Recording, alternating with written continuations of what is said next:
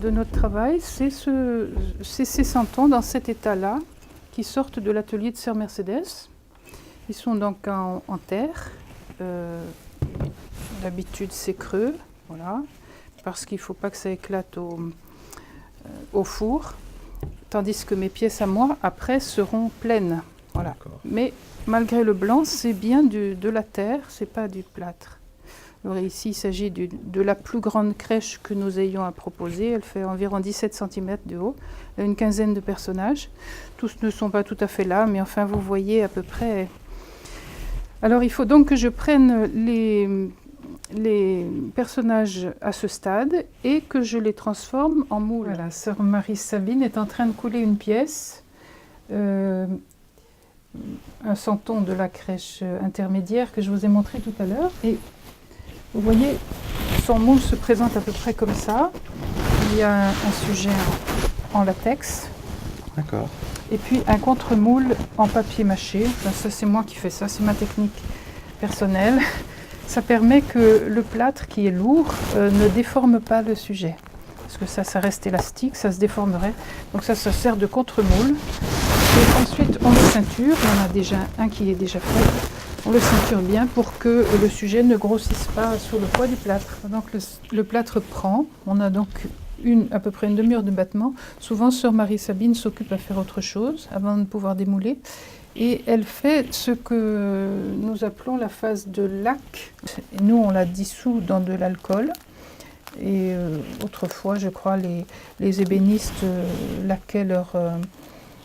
quand on n'avait pas de vernis synthétique, ça servait beaucoup. Maintenant, ça sert moins, mais pour nous, ça nous permet d'avoir une surface moins poreuse.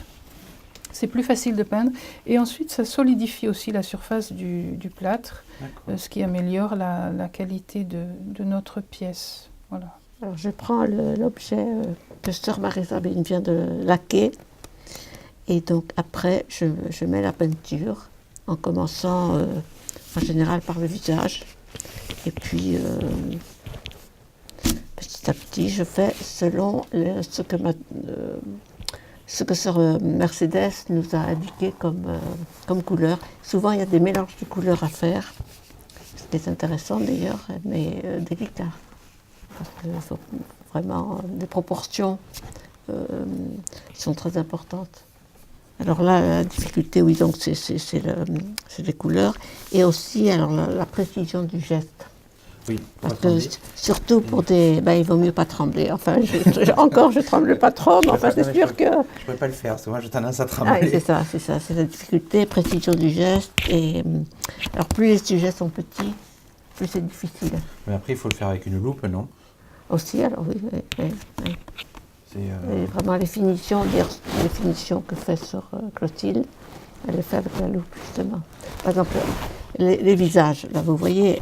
Bon, j'ai mis la couleur, mais il n'y a pas les yeux. Tout à fait. Les yeux, la bouche, c'est Sœur Clotilde qui le fait ça, encore à la fin. Et alors, ça, c'est vraiment un pinceau très fin et une loupe.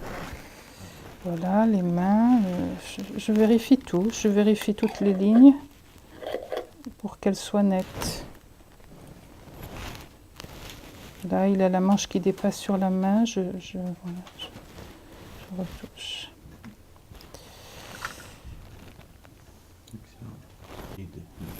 Des heures passées dessus, c'est pas possible.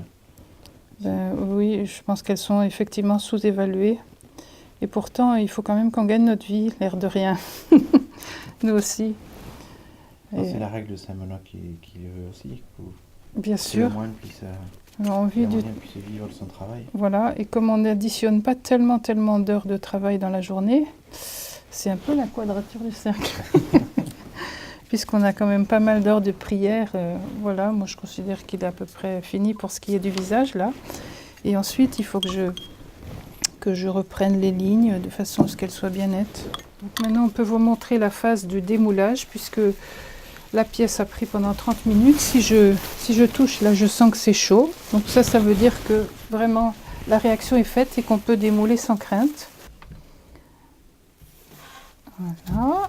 Elle a sorti de son contre-moule. Maintenant, elle va mettre du savon liquide un peu partout.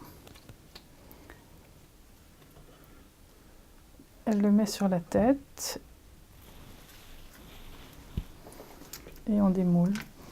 Alors en connaissant bien les pièces, on sait qu'à tel endroit, il y a un endroit un peu fragile, on fait attention. On peut y aller plus franco sur d'autres parties. J'espère que vous n'allez pas assister à un drame en direct.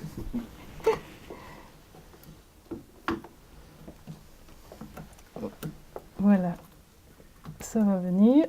C'est l'accouchement dans la douleur. Bravo, Excellent. zéro faute. C'est beau. Il y a ça à faire oublier, vous voyez. Ah C'est oui.